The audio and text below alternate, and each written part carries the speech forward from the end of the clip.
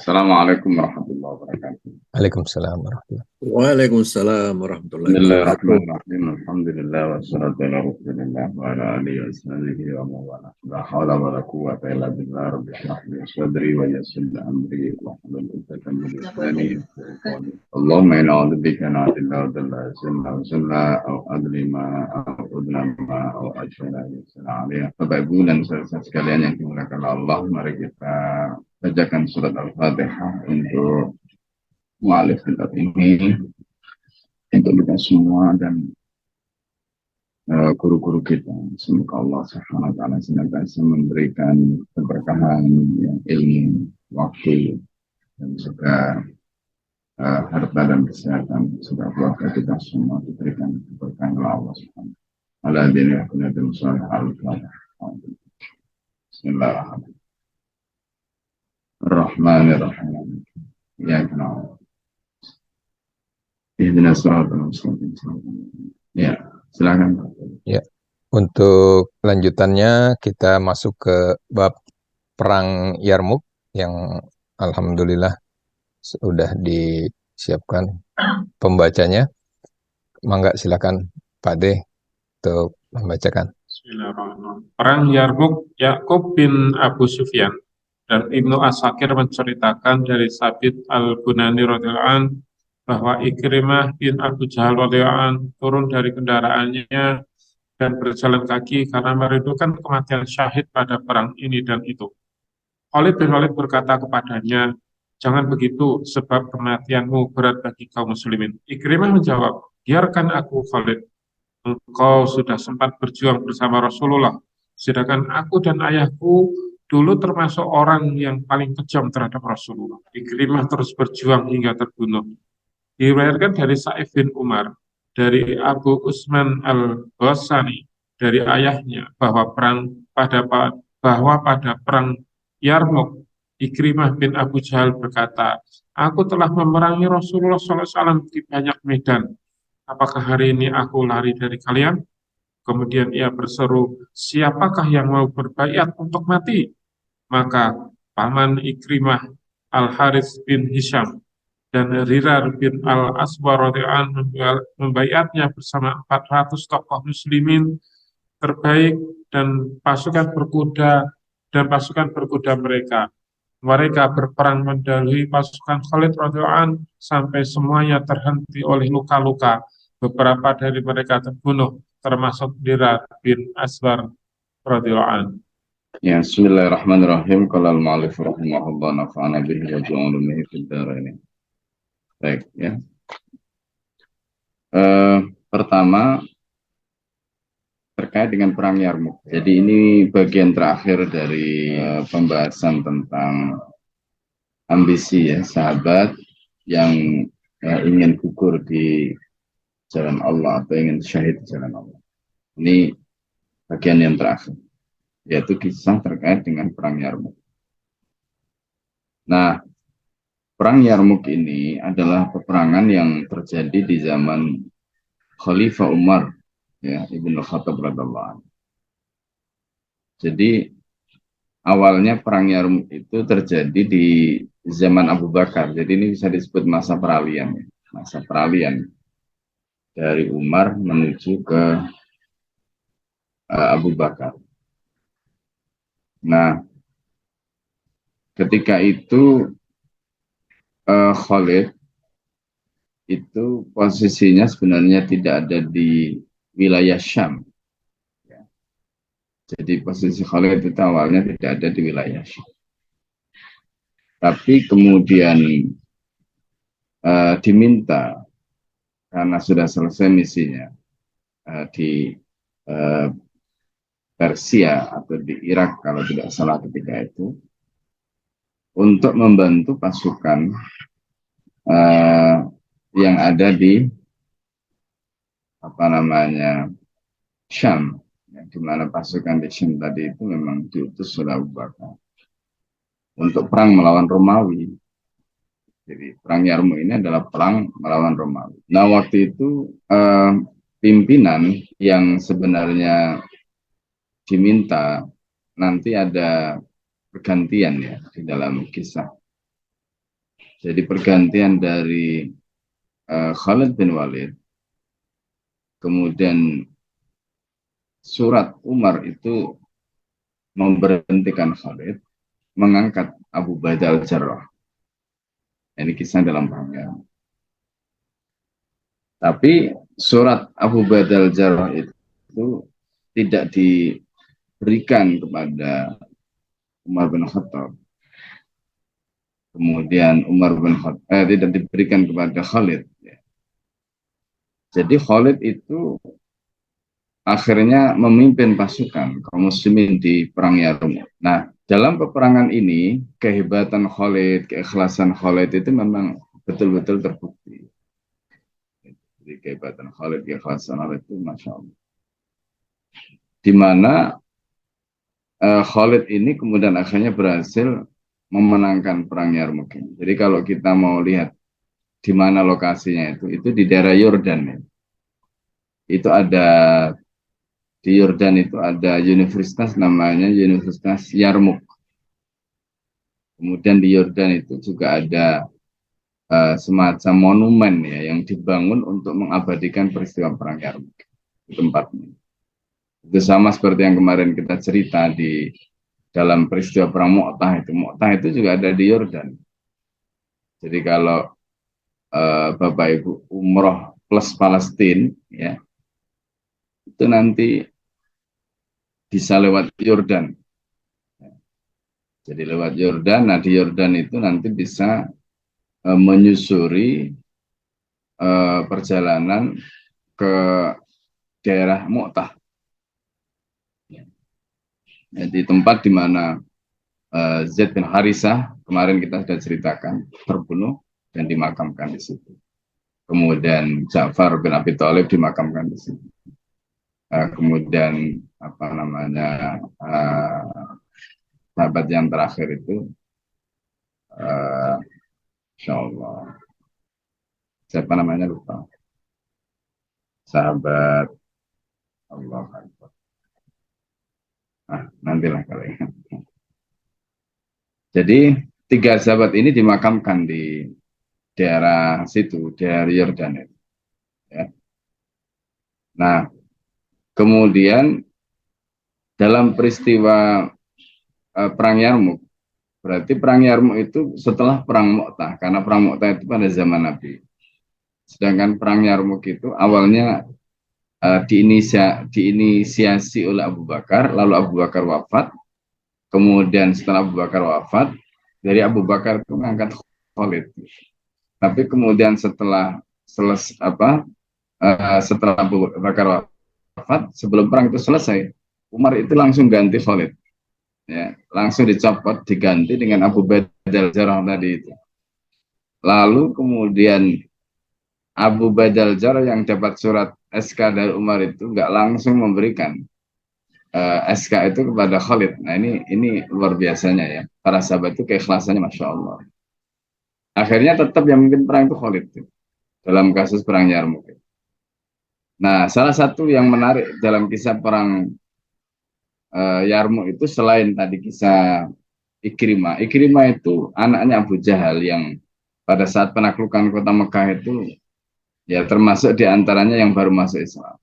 Ikrimah. Nah kemudian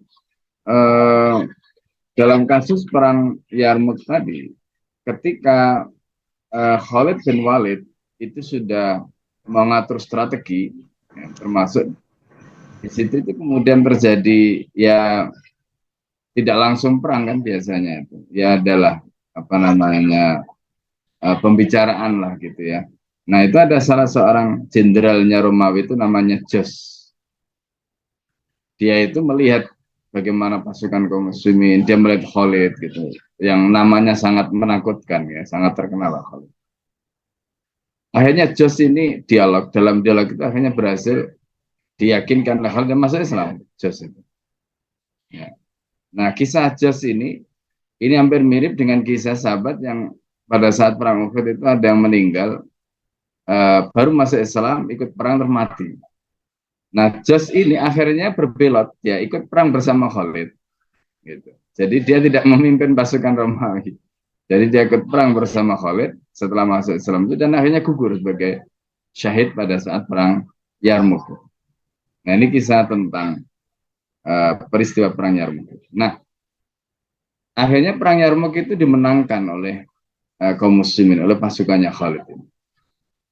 Lalu setelah kemenangan itu Abu Ubaidah al-Jarrah itu baru dia membuka surat yang disampaikan oleh Umar kepada Abu Ubaidah yang isinya tadi itu adalah pergantian kepemimpinan gitu.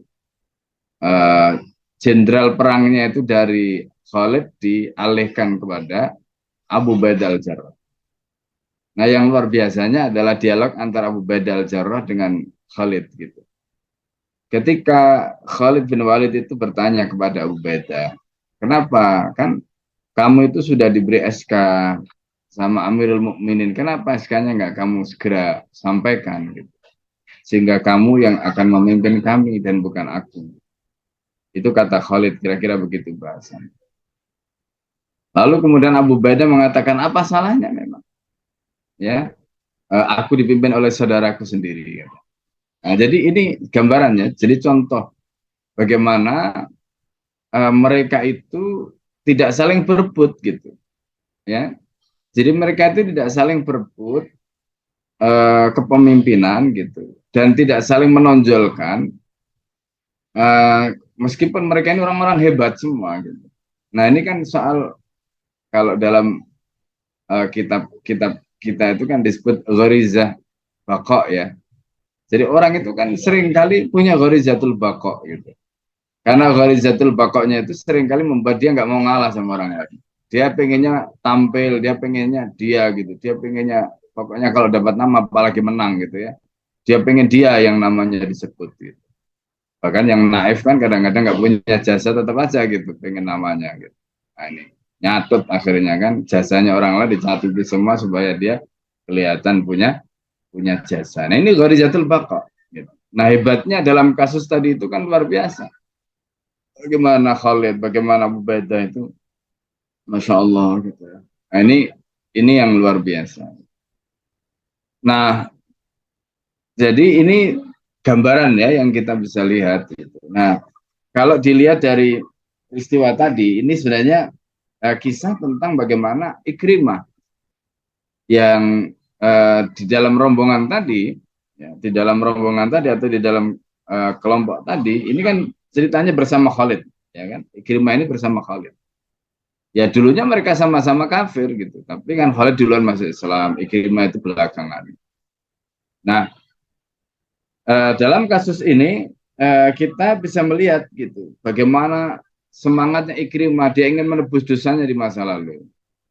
Ya, dia merasakan dulu itu pernah paling sengit lah memusuhi Nabi gitu, memusuhi Islam gitu. Jadi dia ingin menebus kesalahan masa lalu itu dengan apa namanya, ingin mati syahid lah di apa namanya di medan perang Yarmuk tadi itu, dan akhirnya terbukti.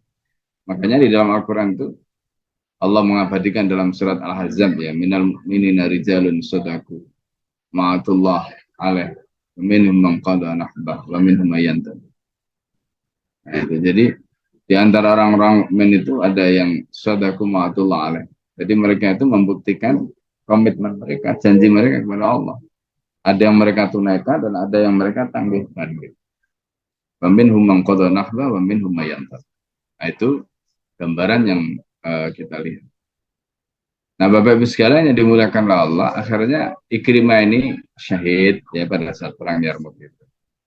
Nah, meskipun tadi kita sudah sampaikan bahwa perang Yarmuk itu dimenangkan oleh kaum muslimin gitu. Ya, tapi dalam bab pembahasan ini kan pembahasan tentang sahabat itu mencari syahid. Nah, kisah yang dicontohkan di bagian akhir ini adalah kisah Ikrimah, anaknya Abu Jahal yang akhirnya masuk Islam dan kemudian menjadi orang, ya istilahnya itu tokoh lah ya, tokoh, dan kemudian betul-betul membuktikan keimanannya. Nah ini juga penting ya bagi kita, jadi supaya kita paham gitu. Jadi Islam itu luar biasa ya. Nah, ini kemarin kita sudah sampaikan, misalnya ketika Rasul itu mengatakan Islam yajibu ma qabla. Jadi Islam itu sudah menghapus ya apa-apa yang dilakukan sebelumnya. Jadi kalau orang itu sebelumnya orang itu sebelumnya kafir masuk Islam itu ibaratnya seperti bayi gitu ya. Nah, Ikrimah ini Masya Allah totalitas. Kemudian sebelumnya kisah tentang Abu Sufyan ya pada saat perang Taif, kita lihat bagaimana keimanannya juga luar biasa, tidak tergoyahkan. Bahkan ketika luka parah minta kepada Nabi untuk didoakan, tapi oleh Nabi ditawarkan, kamu mau surga atau mau didoakan sembuh gitu. Dia lebih memilih surga daripada didoakan sembuh. Nah, ini kan juga luar biasa ya. Jadi keislaman orang-orang Quraisy ini Masya Allah ya. Dan ini yang luar biasa yang kita bisa pelajari ya dalam kisah-kisah mereka. Nah, begitu juga tadi ya kita lihat bagaimana kisah Jos ya yang baru masuk Islam kemudian akhirnya ikut berpihak pada Khalid dan akhirnya gugur sebagai syahid. Nah, ini luar biasa. Nah, yang menarik di bagian akhir dalam kisah Yarmuk itu adalah bagaimana kemudian pasukan Khalid. Jadi orang-orang yang ini ceritakan oleh Husain Haikal di dalam kitab Muhammad ya. Itu ceritakan bahwa kita Muhammad atau Abu Bakar gitu kalau tidak salah ya, beliau nulis kitab itu. Nah, itu cerita bagaimana peristiwa perang Yarmuk tadi itu, kemudian di situ pasukan Khalid ya atau orang-orang yang selama ini sudah loyal lah kepada Khalid itu kemudian protes gitu dengan keputusan Umar gitu. Ya, mereka ngajak Khalid untuk datang ke Madinah gitu, protes. Kenapa kok Umar itu semena-mena lah kira-kira gitu. Umar itu kenapa Khalid ini kan sudah berjasa memenangkan macam-macam, kenapa tiba-tiba dicopot dan sebagainya tentu. Nah, tapi yang menarik itu sikapnya Khalid ya. Jadi ini juga tadi kita sudah sampaikan keikhlasan pemimpin sekelas Khalid ini Masya Allah. Coba bayangkan ya, jenderal itu kalau hatinya kotor gitu ya, aduh gawat ini. Dia punya pasukan ya. Nah, Khalid itu ketika ada yang protes seperti itu, Khalid itu menanyakan begini kepada mereka. Apakah ada peperangan yang belum dimenangkan oleh Khalid? Kata mereka tidak ada. Semua peperangan telah dimenangkan oleh Khalid. Kata mereka. Lalu Khalid mengatakan kalau begitu hari ini Islam lebih membutuhkan Umar daripada Khalid. Masya Allah. Jadi orang yang punya jasa dan bisa dijadikan sebagai kunci ya dalam beberapa peperangan atau dalam kasus perang Yarmuk khususnya tadi itu, tapi tidak membusungkan dada, menepuk dadanya lalu kemudian protes ketika ada keputusan seperti itu dari sang khalifah gitu ya. Nah, ini kan menunjukkan keikhlasan yang luar biasa. Nah, jadi ini juga pelajaran ya. Jadi memang ngatur orang itu kalau orangnya ikhlas itu gampang. Yang susah itu ngatur orang-orangnya nggak ikhlas. Nah, ini juga pelajaran sebelum berorganisasi. Ya. Baik, yaitu beberapa penjelasan, insight yang bisa Al-Fakir berikan ya untuk kasus perang Yarmuk. Gitu, Pak. Ya, Alhamdulillah, terima kasih Jazakallah Ustaz. Dipersilakan buat rekan-rekan cinta siroh yang ada di grup ini, insya Allah yang sudah bergabung. Bagi yang ingin bertanya dengan sesi tadi perang Yarmuk, ya keikhlasan para pemimpin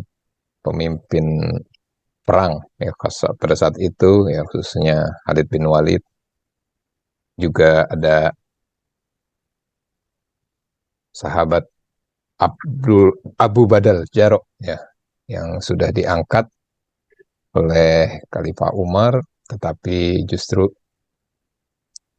menangguhkan kepemimpinannya ya karena saling menjaga etika bahkan saling luar biasa membangun keikhlasan diri untuk tetap berjuang walaupun nama tidak harus tersematkan menjadi pemimpin.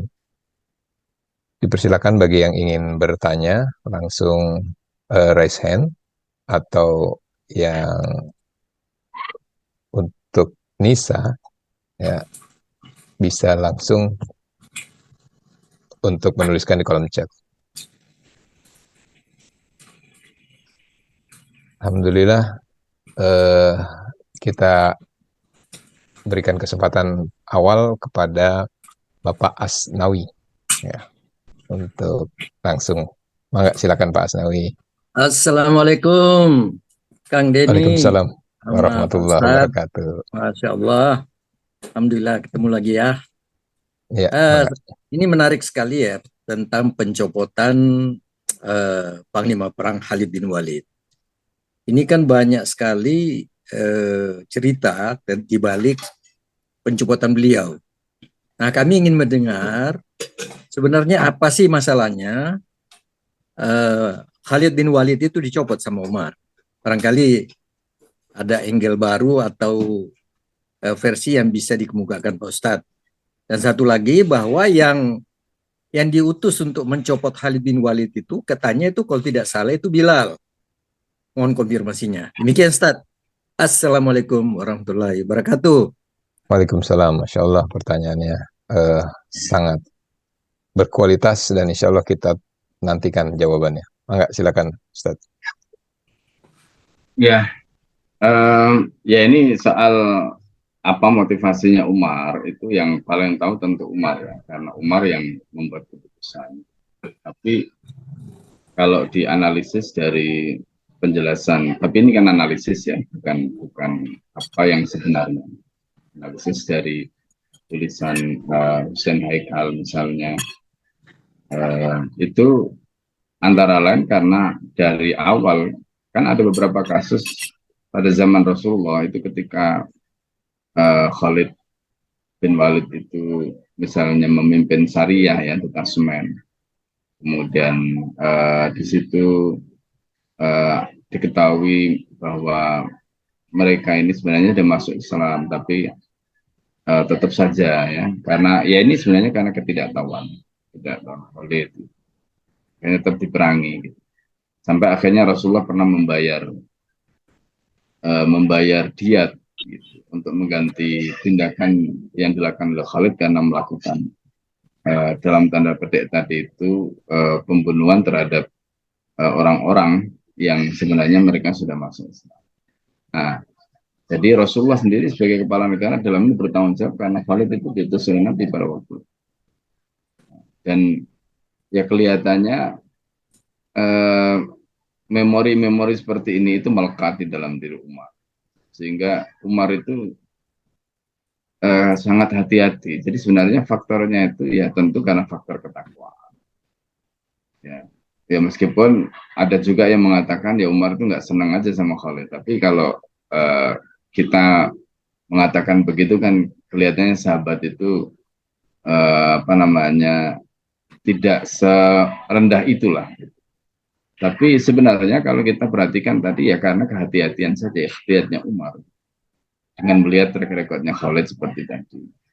Makanya karena Umar sendiri, kalau nanti kita lihat pada saat misalnya contoh kasus yang lain, itu pada saat melakukan penaklukan terhadap Mesir, itu Umar bin Khattab juga sempat marah kepada Amr bin As karena terlalu lama nggak takluk-takluk Mesir itu. Nah, salah satu indikasi yang membuat Umar itu marah itu diantaranya jangan-jangan kata Sayyidina Umar itu ya kalian itu melakukan maksiat sebagaimana orang yang kalian taklukkan gitu. Jadi kalau begitu caranya terus kapan kalian akan bisa melakukan penaklukan. Nah, hal-hal begini kan Umar itu sangat hati-hati. Jadi itu yang tampaknya lebih masuk akal ya, terkait dengan keputusan-keputusan Umar tadi karena kehati-hatian, karena ketakwaan dan seterusnya. Ya memang tidak diragukan kecerdasan, kepiawaian, kehebatan Khalid itu tidak diragukan. Nah tapi dari sirah ini itu kita belajar bagaimana Umar yang menjadi khalifah dengan takwaannya, dengan kehati-hatiannya, dengan itu kemudian beliau tegas terhadap Khalid. Di sisi lain Khalid dengan kecerdasannya, dengan kehebatannya, dengan apa namanya keahliannya, ya, dan rekornya yang luar biasa tadi itu ternyata Khalid itu kan tidak menunjukkan sikap yang sebaliknya gitu. Artinya betul-betul beliau itu paham siapa yang punya salafiyah, yang punya otoritas. Kemudian bagaimana beliau harus taat kepada sang khalifah yang punya otoritas. Nah itu kan luar biasa. Nah pelajaran yang berharga bagi kita sekarang ini orang-orang besar ini kan, kita tidak ada dalam tanda petik, tidak ada masalah, tapi karena keikhlasan mereka itu. Akhirnya ketika Khalid tadi itu diprovokasi oleh apa namanya pasukannya untuk datang ke Madinah melakukan protes, itu nggak dituruti, justru Khalid berhasil meredam apa namanya anak buahnya tadi itu dan membangun narasi, membangun reasoning yang masya Allah luar biasa, termasuk sikap yang kemudian dan nanti itu terkait dengan peristiwa perang berikutnya, karena setelah perang Yarmuk itu, jadi perang Yarmuk itu lebih dulu daripada penaklukan Damaskus. Ya. Nah, jadi dalam penaklukan Damaskus itu yang menarik juga akhirnya Khalid nanti, padahal Khalid itu bukan panglima lagi, gitu. Jadi ya, di situ ada apa namanya Abu Ubaidah al-Jarrah, terus Muhammad bin Maslamah sama satu lagi. Nah, pendek kata Khalid ketika itu memang betul-betul seperti surat Umar tadi. Ya kalau dalam perang Yarmuk itu kan awalnya Abu Bakar. Jadi Khalid masih diberi kesempatan oleh Abu Ubaidah untuk memimpin. Tapi pada saat penaklukan benteng Damaskus itu enggak. Artinya betul-betul suratnya Umar, keputusan Umar tadi dijalankan. Jadi Khalid hanya jadi pasukan biasa. Jadi apa namanya? Jadi istilahnya prajurit biasa lah. Jadi kopral lah gitu Pak. Ya bayangkan orang sekelas Khalid gitu ya. Tapi pada akhirnya yang kemudian berhasil menaklukkan benteng Damaskus yang terkenal sangat susah ditaklukkan itu ya Khalid. Gitu. Ya. Nah, jadi ini apa kisah-kisah yang menunjukkan kehebatan saksi mereka, ya kehebatan saksi. Nah soal riwayat apakah Abu Hurairah atau siapa itu ya harus dicek lagi apa namanya yang diberi amanah untuk membawa surat tadi, surat keputusan. Bilal Ustaz. Oh ya Bilal ya, wallah alam.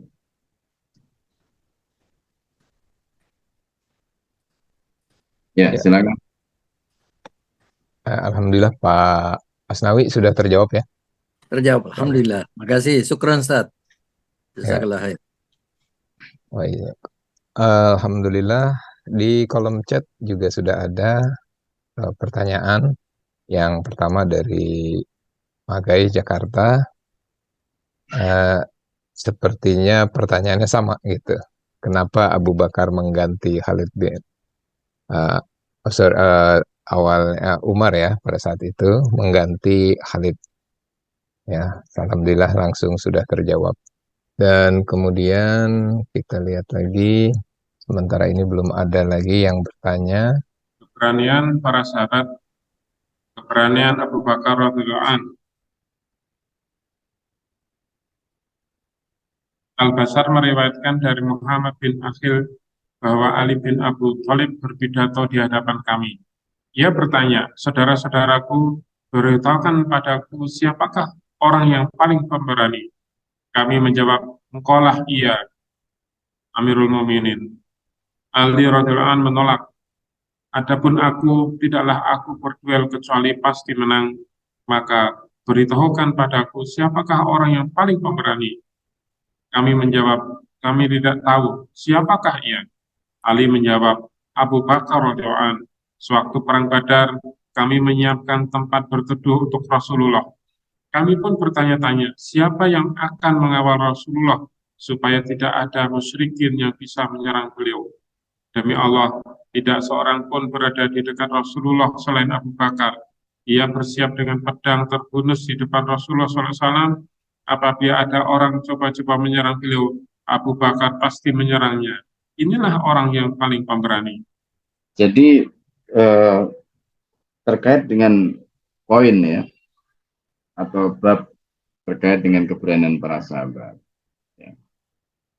Nah, di sini ada hal yang menarik ya. Antara Jadi dialog Ali dengan Abu Bakar. Jadi kalau kita perhatikan, masing-masing itu tidak diragukan keberaniannya.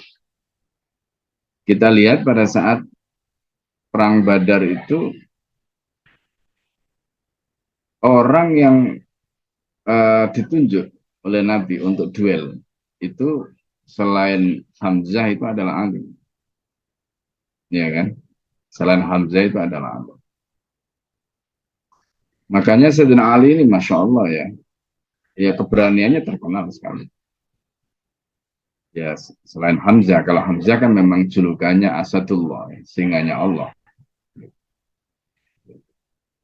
Nah, Sayyidina Ali ini juga sangat terkenal. Bahkan Masya Allah, pada saat Perang Khaybar itu nanti, kalau kita membaca kisah Perang Khaybar itu, Sayyidina Ali itu sendirian itu bisa menjebol dan mengangkat pintu setinggi 3 meter. Ya, pintu gerbang itu setinggi 3 meter. 3 meter lebih ya. 9 meter, 3 kali lipat tingginya. Jadi 3 kali lipat tingginya Sayyidina Ali. Itu diangkat sendiri ya Sayyidina. Jebol diangkat. Nah, itu menunjukkan kehebatan Sayyidina Ali. Pada saat perang Badar tadi, ya Sayyidina Ali yang berduel ya, dengan orang musyrik pada saat itu. Nah, jadi ini menjadi ukuran sebagian sahabat ketika ditanya siapakah yang paling pemberani di antara kalian atau di antara kita. Maka sebagian mengatakan Ali karena track recordnya tadi. Nah, yang kedua, Sayyidina Ali sendiri ketika ditunjuk begitu itu. Nah, ini juga menarik ya. Jadi ini ketawaduannya sahabat. Ini kita bisa belajar dari sini. Jadi mereka itu tidak saling menonjolkan prestasi, menyebut prestasinya masing-masing. Orang lain yang ngaku. Jadi kalau misalnya misalnya tadi orang mengatakan Sayyidina Ali itu orang yang paling pemberani karena di medan perang Badar itu yang berani duel dengan orang kafir kan beliau.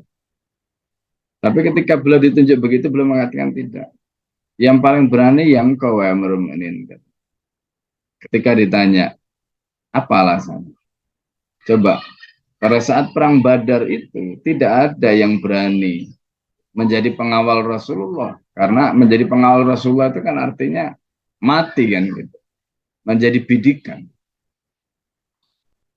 Nah, Abu Bakar lah orang satu-satunya yang menjadi pengawal Nabi. Gitu. Sehingga Nabi itu aman, Nabi itu selamat. Itu Abu Bakar. Itu kalau bukan orang yang memiliki keberanian yang luar biasa kan nggak mungkin.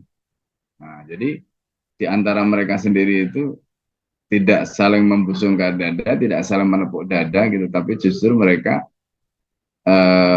mendahulukan kemuliaan orang lain. Nah, jadi ini menunjukkan tawadhu, ya sikap tawadhu yang luar biasa. Nah, ini pelajaran juga bagi kita. Jadi disitulah ya pentingnya tawadhu itu, ya.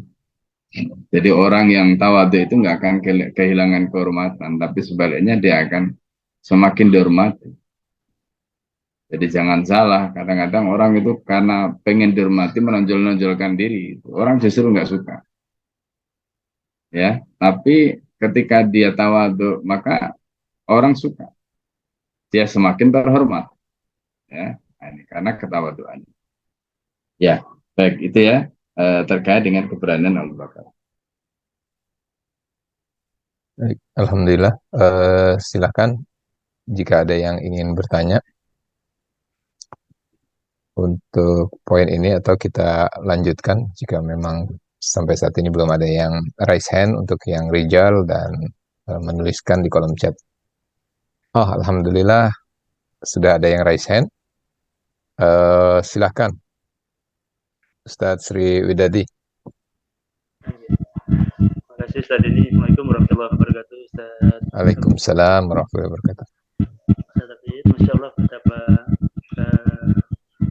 teladan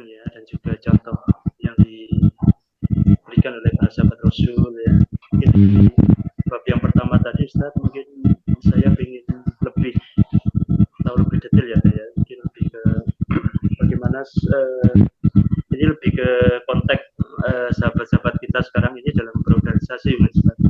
Nah, bagaimana mungkin bisa dikatakan atau tips ya tadi ya, mungkin lebih ke Suaranya kecil banget ya.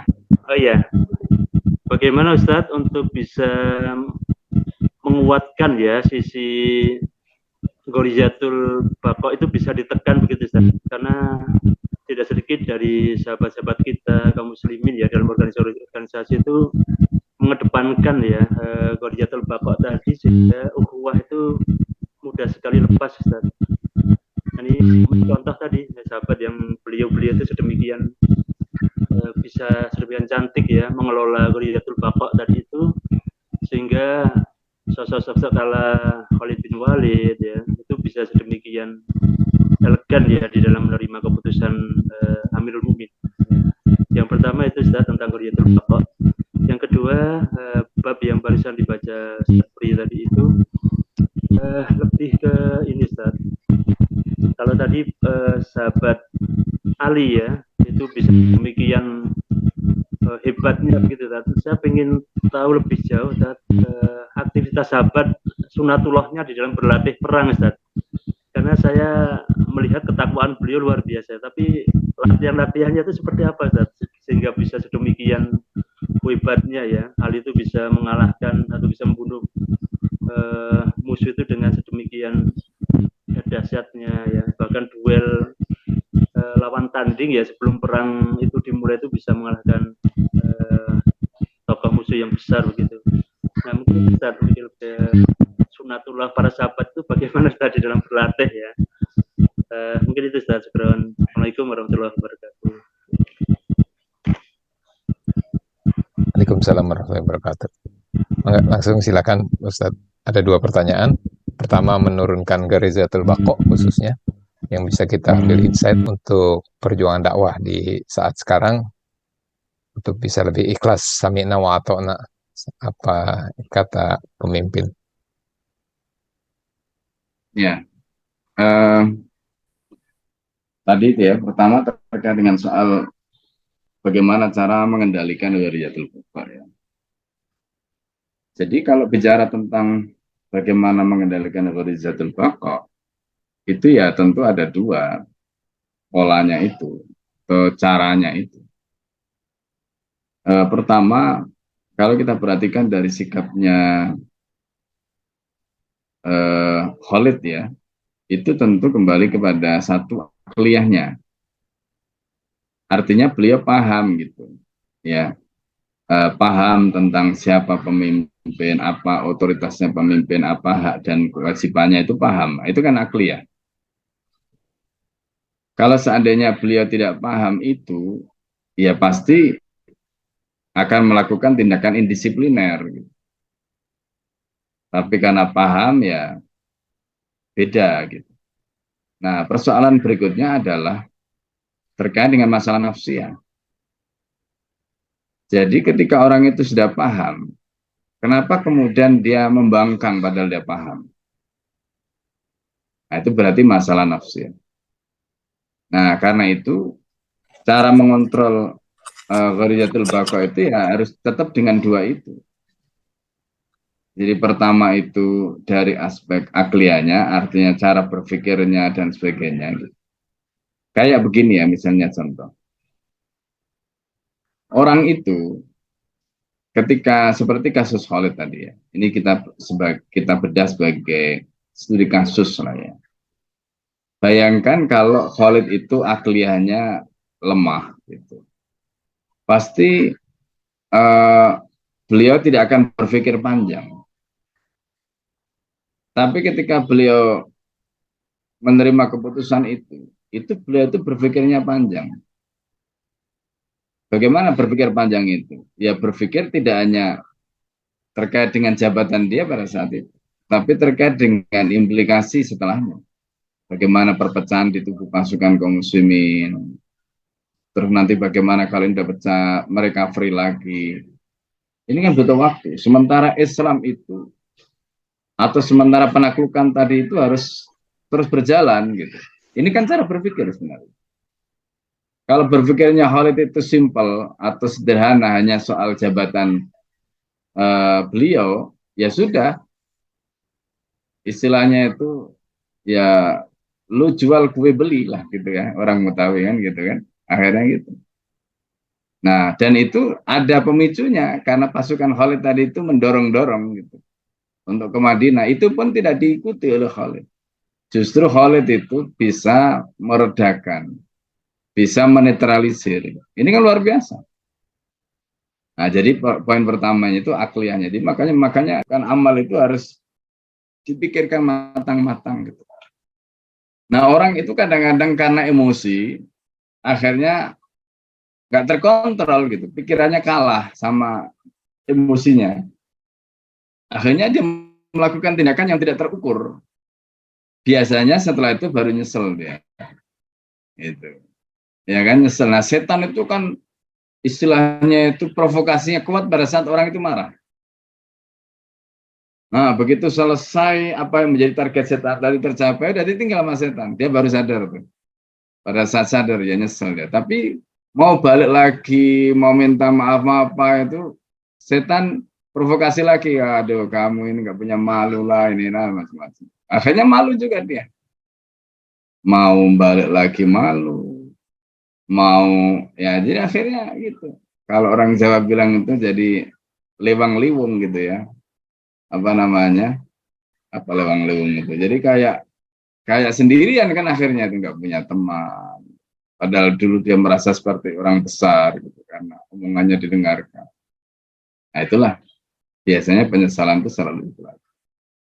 Oleh karena itu penting tadi dua hal itu harus diperhatikan. Jadi akliyahnya sama nafsu ya untuk mengendalikan gharizatul baqa. Jadi kalau sudah akliyahnya paham, berarti nafsunya yang harus dikuatkan sehingga tidak mudah out of control gitu, kehilangan kendali. Akhirnya dengan mudah kuasai oleh setan. Nah, fenomena seperti ini itu kan terjadi di dalam konflik-konflik keluarga juga kan. Kadang-kadang suami itu karena gharizatul baqa'nya ya kan. Nah, sementara istri itu kan biasanya banyak omongannya.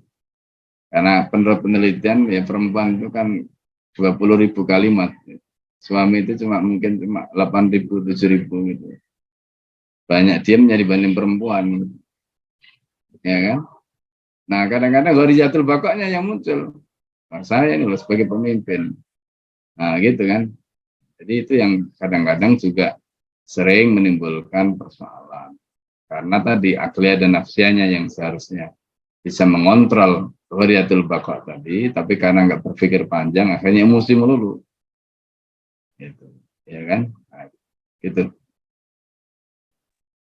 Jadi insya Allah kalau boleh ditambahkan sedikit Ustaz terkait dengan nafsiyah, berarti disimpulkan bahwa awal kita harus angkat yang namanya sabar, yang berikutnya berpikir positif, dan ke depan juga diambil angle atau perspektif yang berbeda gitu ya, atau mungkin biasa kita tahu dengan helicopter view, di mana pimpinan kita yang di atas akan bisa lebih melihat ya perkembangan wawasan dan juga sudut pandang yang lebih luas dari apa yang mungkin saat itu kita sedang hadapi ya. Jika memang sesuatu hal yang seperti ini menimpa kita di dalam kehidupan sehari-hari, misalnya dicopot jabatan ataupun harus menerima sesuatu keputusan yang berbeda dengan pendapat pada umumnya.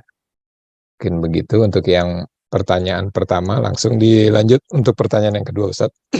Bagaimana latihan? Ya, bagaimana latihan para sahabat terkait dengan kehebatan-kehebatannya dalam berperang. Jadi sunatullahnya seperti apa gitu. Mungkin jarang dibahas, tetapi kita sering mendengar kehebatan-kehebatan dan kemenangan-kemenangan yang spektakuler gitu dari sahabat dalam berjihad. Ya sebenarnya guru terbagi itu ya kehidupan.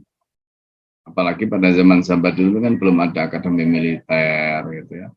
Belum ada akademi polisi gitu ya. Tapi Islam itu sistem yang sudah lengkap. Makanya ada seorang jenderal dari Irak ya, namanya Syed Mahmud Khattab, itu beliau punya banyak tulisan tentang sirah.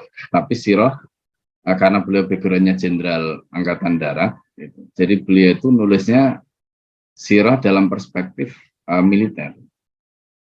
Nah, tulisan-tulisan beliau ya mulai dari Ar-Rasulul Qaid, jadi Rasul Sang Panglima gitu. Jadi mengurai bagaimana strategi Rasulullah ya, bagaimana kepemimpinan Rasulullah, keberhasilan kepemimpinannya itu seperti apa. Ini luar biasa buku ini. Jadi analisis yang orang lain yang nggak bayangkan, dia karena seorang jenderal ya, dia sudah. Jadi penguasaan sirahnya mendalam, penguasaan strateginya mendalam. Jadi dalam tanda petik itu istimbatnya, ya, penggalian hukum atau penggalian pikirannya tadi itu lebih. Nah, yang kedua itu beliau punya kitab namanya Jaisyun Nabi, ya, tentara-tentara Nabi. Nah, di dalam kitab Jaisyun Nabi itu beliau menceritakan bagaimana para sahabat itu dibentuk. Gitu. Jadi beliau cerita, gitu, sholat jamaah, panggilan azan, kemudian pengaturan shaf, gitu ya, termasuk ketaatan mereka kepada imam di dalam sholat, itu semua itu kalau kita laksanakan dengan disiplin itu sudah mengalahkan apelnya tentara yang sehari cuma 2 kali itu sudah mengalahkan apelnya tentara. Orang Islam tuh apel 1 hari 5 kali kok, ya kan, 1 hari 5 kali. Makanya banyak hadis atau banyak celaan ya, orang yang dicela karena tidak sholat berjamaah di masjid itu kan kebayang itu. Kalau misalnya laki-laki itu yang wajib perang tadi itu 5 waktu sholat jamaah di masjid kan luar biasa itu. Kedisiplinannya, kemudian kekompakannya, ya, ketaatannya, kemudian ta'liful qulub ya, istilahnya kebersamaan hati mereka, mudah gitu. Nah, jadi ini contoh ya. Belum lagi cara yang paling simpel bagi Nabi itu. Makanya kalau kita lihat setelah Rasulullah SAW sholat, kenapa selalu menghadap ke belakang gitu. Jadi melihat wajah para sahabat yang ikut sholat jamaah, kayak di absen gitu kan. Kemudian Rasulullah kadang tanya, hari ini ada siapa yang nggak datang gitu, kenapa dia nggak datang gitu. Jadi Masya Allah, nah, itu kepemimpinan dari antara jenderalnya dengan pasukannya itu Masya Allah. Nah, itu dari sisi membangun mentalitas tadi, ketepatan waktu, disiplin, ya, kemudian ketaatan, ya, kemudian bagaimana menyatukan kalau jamaah itu atau kelompok tadi itu kan kalau hati dan pikirannya itu udah menyatu itu kan Masya Allah gitu. Itu mudah sekali. Jadi kayak kita lah gitu. Kita itu kan kalau suami istri sudah punya chemistry itu nggak perlu ngomong, itu kan biasanya sudah nyambung gitu kan. Nah, di antara sahabat itu juga sama kayak begitu. Jadi nggak perlu ngomong itu udah nyambung karena udah chemistry. Nah, kenapa mereka bisa begitu kuat chemistry-nya itu? Karena sering ketemu sholat jamaah tadi. Nah, ini yang diungkap di dalam kitab Jaisyun Nabi itu. Baru nanti yang lain kayak misalnya perintah untuk berenang, perintah untuk memanah, perintah untuk berkuda, itu sebenarnya skill gitu. Itu sebenarnya skill, tapi skill itu nggak ada gunanya. Buktinya apa? Orang kafir itu juga latihan berkuda, latihan memanah, latihan. Tapi kenapa mereka kalah sama kaum muslimin? Persoalannya bukan di situ, rohnya itu di sholat jamaah tadi. Gitu loh. Jadi rohnya itu di sholat jamaah tadi. Organisasi itu rohnya itu di situ. Ya kan, kepemimpinannya, ketaatannya, kedisiplinannya itu di situ rohnya. Nah, yang lain-lain itu kan skill. Skill di medsos, skill di ini, skill di itu, skill aja tuh. Nah, kadang-kadang kita cenderung kepada skillnya, sementara rohnya itu diabaikan. Akhirnya apa? Ya nggak solid. Wong solid yang membangun kesolidan itu justru di situ. Nah, jadi itu kalau tadi ditanya apa latihannya, yaitu. Nah, itu yang diungkap di dalam kitab Jaisyun Nabi. Nah, nanti ada kitab lain Syufara'un Nabi, ada kitab lain apa namanya? Lupa saya. Jadi beliau ada beberapa kitab. Insyaallah. Masya Allah, 2 pertanyaan sudah terjawab. Bagaimana Ustadz Sri Widadi? Cukup? Ada komentar? Masih di mute, Ustaz. Oke. Ustaz, syukran kasih. Alhamdulillah. Baik, kita lihat lagi, tidak ada yang raise hand dan juga belum ada yang bertanya di kolom chat.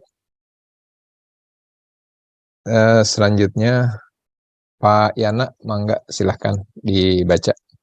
Saya izin sebentar ya, dibaca aja dulu. Izin sebentar. Mangga. Silakan Ustaz. Keberanian Umar bin Khattab.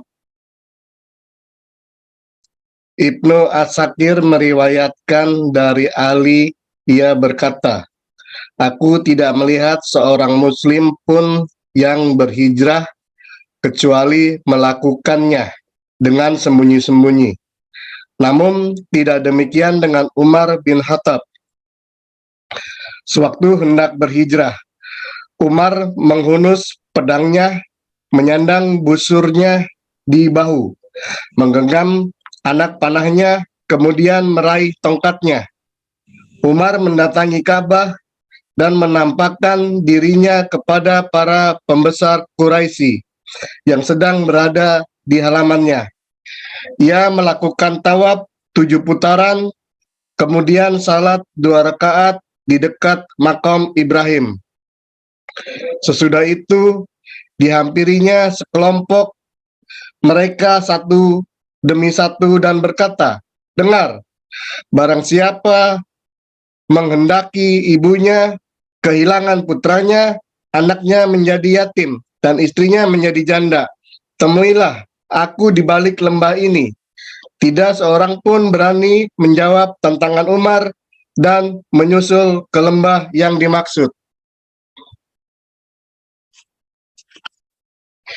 Video saya rusak kayaknya. Ya, maka silakan, kalau harus ditutup tidak apa-apa.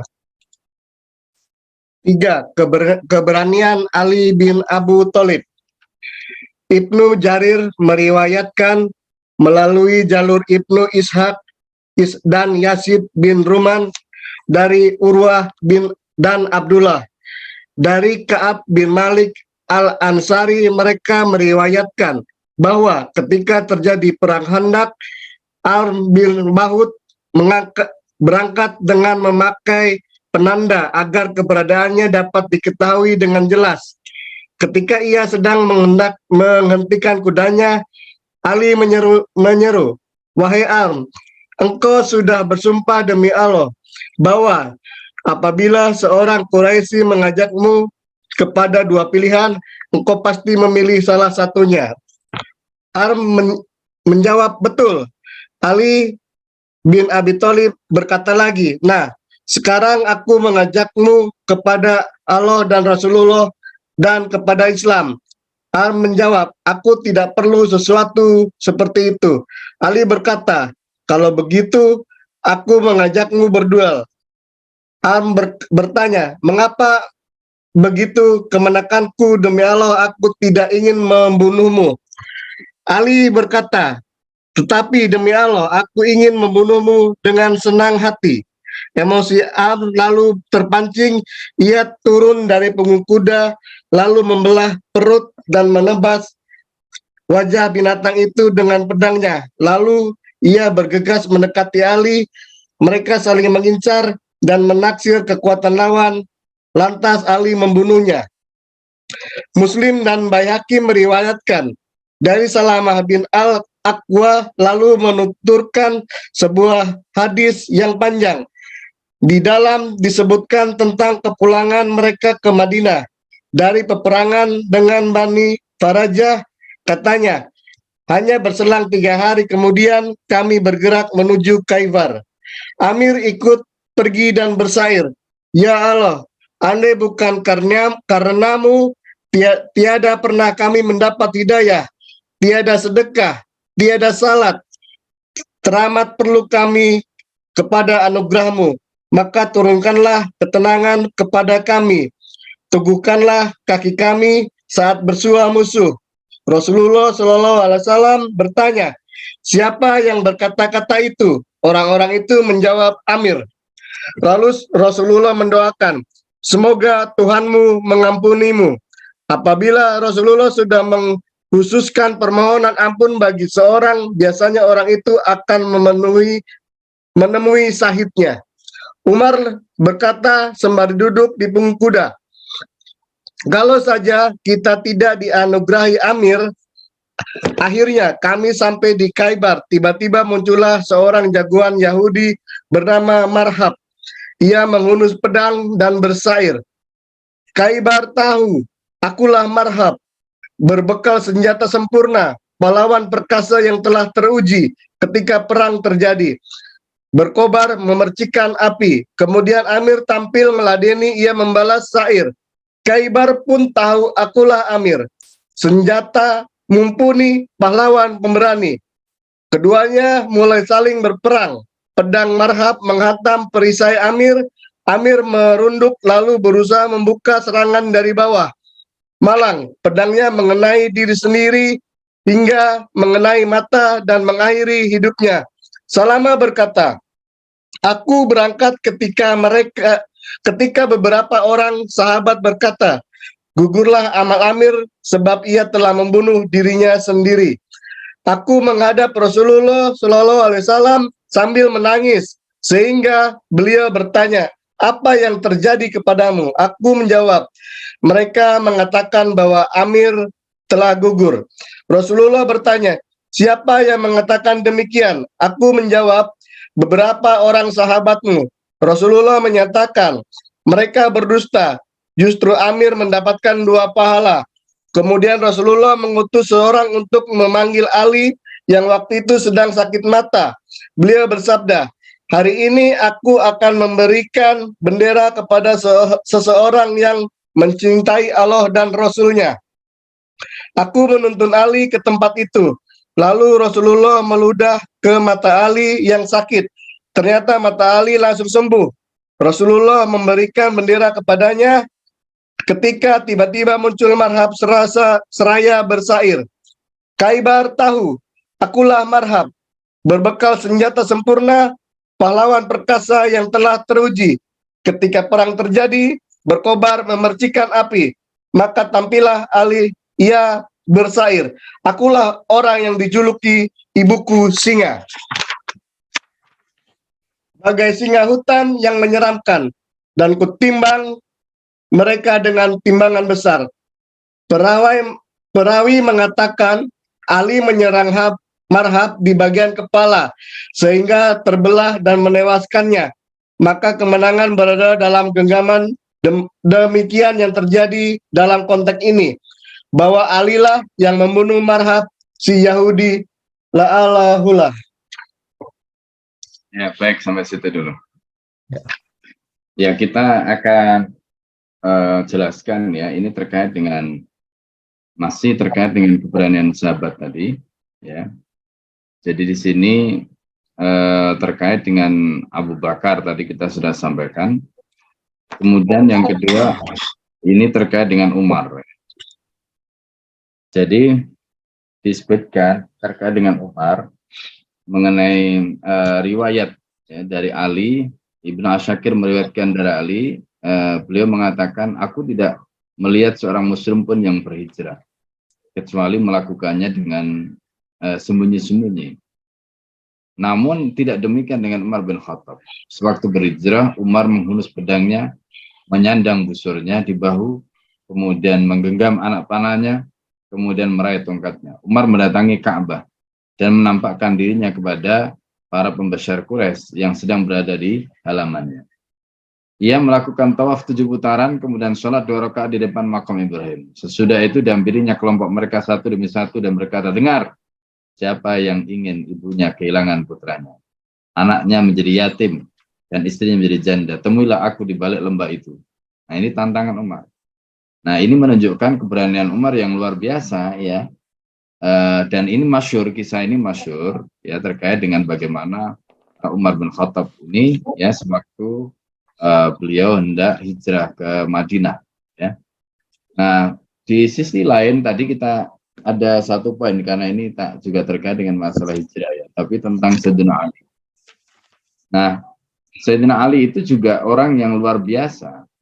Coba bayangkan ya, Rasulullah hijrah, malam hari itu yang diminta untuk menggantikan tempat tidurnya itu adalah Sayyidina Ali. Berarti apa? Rasulullah itu dalam tanda petik ya, ini kan ya meskipun mungkin bahasanya kurang pas ya kalau dibilang apa, menjadikan Ali sebagai tumbalnya lah gitu kira-kira ya. Tapi kan nggak begitulah ya. Jadi ini gambarannya, artinya Sayyidina Ali ketika diminta mengganti Nabi itu sudah tahu resikonya gitu. Umurnya Sayyidina Ali ketika itu baru kira-kira 20 tahun. Coba. Ya, 20 tahun kan sekarang itu baru mahasiswa awal ya kan. Mahasiswa awal. Mahasiswa tapi sudah tahu gitu resiko perjuangan. Ya, karena memang Ali itu ikut Halakoh sejak umur 8 tahun. Ya, Ali itu ikut Halakoh sejak 8 tahun gitu. Ya, tapi 8 tahunnya Ali itu jangan dibandingkan dengan anak kita ya. Anak kita 8 tahun itu belum sedewasa Ali gitu loh. Ya, ini kadang-kadang apa mak-mak atau bapaknya ini karena saking apa pengennya anaknya kayak Sayyidina Ali, loh beda pendidikannya lah, ya kan? Beda pendidikannya. Siapa yang didik Ali? Yang didik Ali itu Rasulullah kok. Ya kan? Nah, jadi 8 tahun kemudian umur 20 tahun ya sudah matang gitu. Ya. Nah, ini yang didik anak-anaknya ini Pak sama maknya kan beda banget levelnya. Itu kadang-kadang. Nah, terus poinnya tadi yang ingin Al-Fakir sampaikan ya. Jadi Sayyidina Ali itu umur 20 tahun diminta ganti pada malam hijrah gitu. Ya, dan itu ditinggalkan oleh Rasulullah menggantikan tempat tidurnya. Rumah Nabi ketika itu sedang dikepung coba. Itu yang disebutkan di dalam surat Yasin ya. Wa ja'alna min baini aydihim saddan wa min khalfihim saddan. Itu faghshaynahum fahum la yubsirun. Jadi wa ja'alna min baini aydihim saddan. Jadi kami jadikan di depan mereka ada dinding penghalang sehingga mereka tidak melihat Rasulullah berjalan meninggalkan. Wa min khalfihim saddan, begitu juga di belakang mereka. Jadi pada waktu rumah Rasulullah dikepung itu Rasulullah bisa meninggalkan itu dan Sayyidina Ali yang disuruh ganti di situ. Mereka pikir itu Nabi di dalam.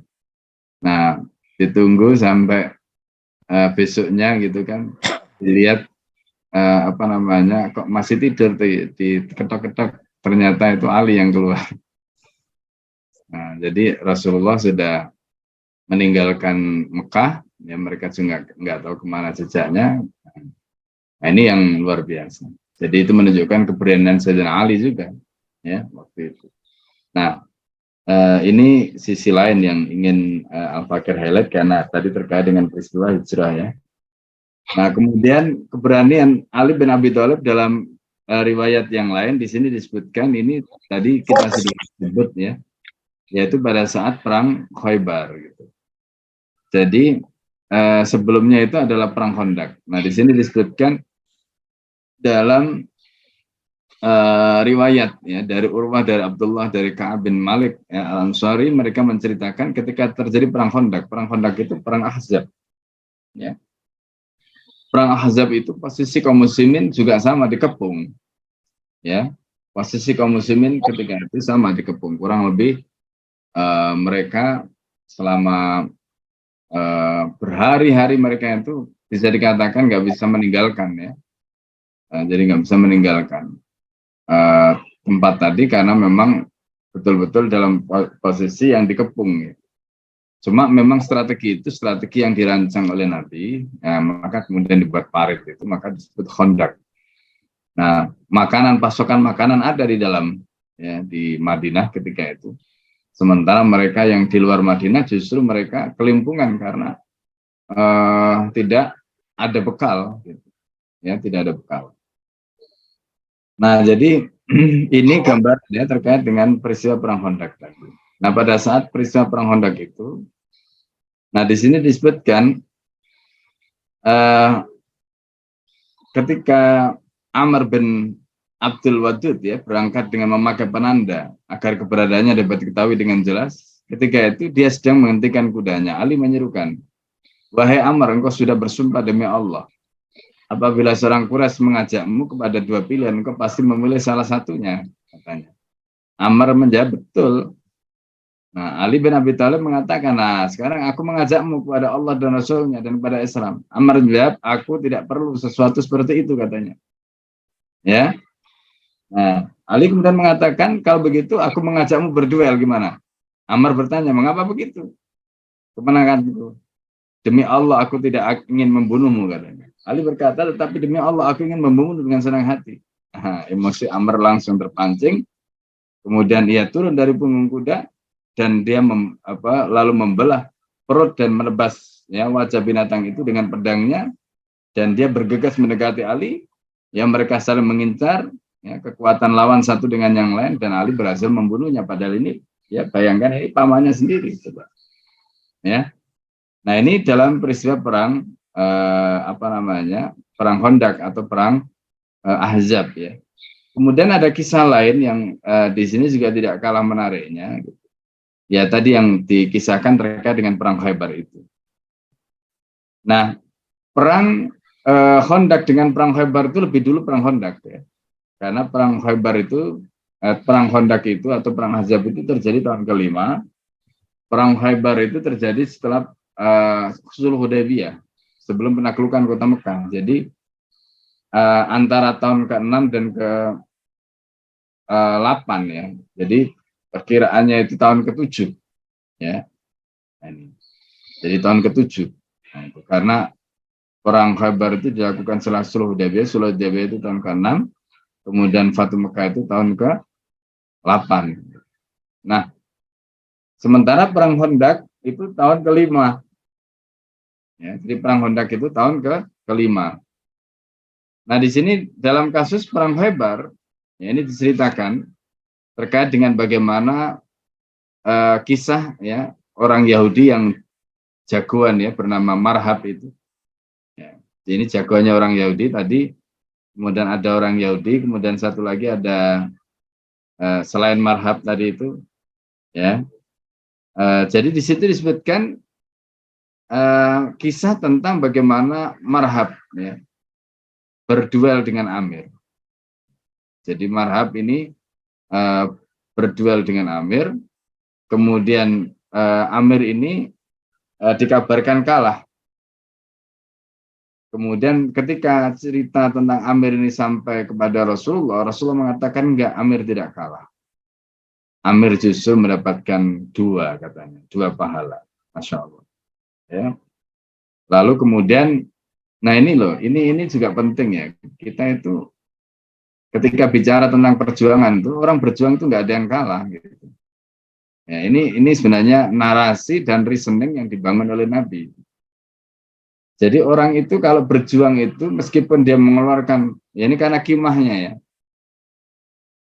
Jadi orang misalnya kayak tadi berjihad itu, jihad itu kan kimahnya ruhiyah. Dalam mewujudkan kimah ruhiyah itu kadang-kadang kita kehilangan, ya kehilangan duit, kehilangan waktu gitu, kehilangan ya mungkin anggota tubuhnya gitu.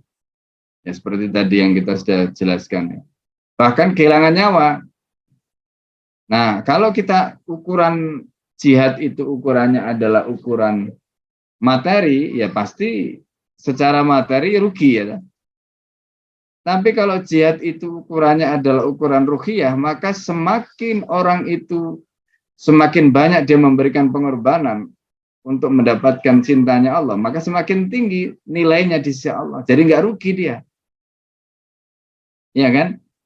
Misalnya kita contoh ya kasus sebelumnya tadi pada saat perang Mu'tah itu kita kemarin sudah ceritakan bagaimana 3 jenderal ya, ada Zaid bin Haritsah, kemudian ada Ja'far bin Abi Thalib, kemudian satunya lagi siapa? Abdullah bin Ruwah, Ustaz. Abdullah bin Rawaha, ya Masya Allah, nama tadi lupa ya, Abdullah bin Rawaha. Nah, 3 orang itu kan sama-sama perang di perang Mu'tah, sama-sama mati syahid. Ya, cuma beda tipis saja itu keberaniannya. Abdullah bin Rawaha itu ketika mau maju itu kan rada sedikit nervous gitu. Setelah 2 temannya yaitu Sayyidina Ja'far dan Zaid bin Harithah tadi meninggal. Nah, disitulah kita bisa melihat gitu.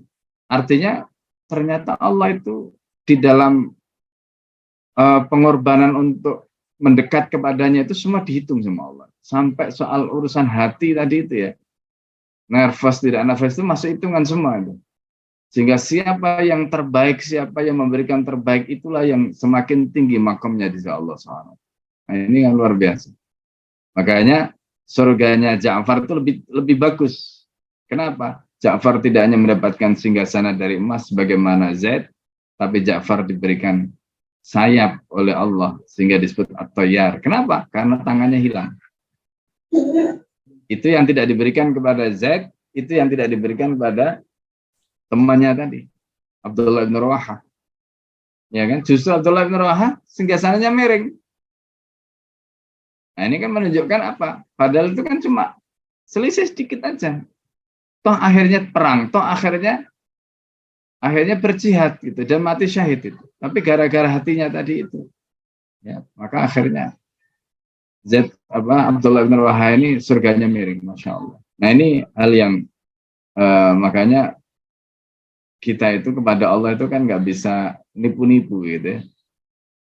Nah, jadi dari sini kita melihat gitu, bagaimana kimaruhiyah tadi yang kita ingin cari dalam kasus jihad tadi itu memang bisa dikatakan mendorong kita untuk memberikan semuanya, materi, waktu, tenaga, ya bahkan raga kita dan nyawa kita sekalipun. Nah, jadi itu karena seperti yang dikatakan Nabi tadi, Amir tidak kalah. Nah, gitu. Jadi Amir itu tidak kalah. Orang perang nggak ada yang kalah. Ya, orang perang di jalan Allah tidak ada yang kalah. Nah, ini senada dengan firman Allah dalam Al-Quran, Innallaha ashtara minal mu'minina anfusahum amwalahum bi'anna lahumul jannah. Jadi Allah itu sudah membeli dari orang mukmin. Ya, amwalam ya, wa anfusahum.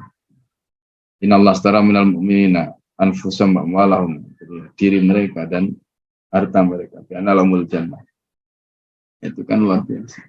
Nah, jadi makanya orang berjuang, gitu. Orang berjihad itu nggak ada yang kalah. Ya, bahkan dalam kalimat sebelumnya pada saat perang perang Mu'tah itu kan masih ingat kalimatnya Abdullah bin Rawaha pada pasukan kaum muslimin, istaru ahadal husnayain, pilihlah kalian salah satu dari 2 kebaikan. Husnayain, apa itu? Imma syahadatan wa imma dzur. Ada kalanya mati syahid atau menang. Jadi syahid dan menang sama-sama bagus, nggak ada yang kalah. Nah, itu maksud dari kalimat Rasulullah SAW. Lalu kemudian Rasulullah SAW bertanya, mana Ali? Ya kan, mana Ali? Nah, ini tadi yang kita ceritakan. Sayyidina Ali pada waktu itu sedang sakit mata. Ya, sakit mata. Ya. Lalu kemudian dipanggil oleh Rasulullah SAW. Ya, panggil Ali.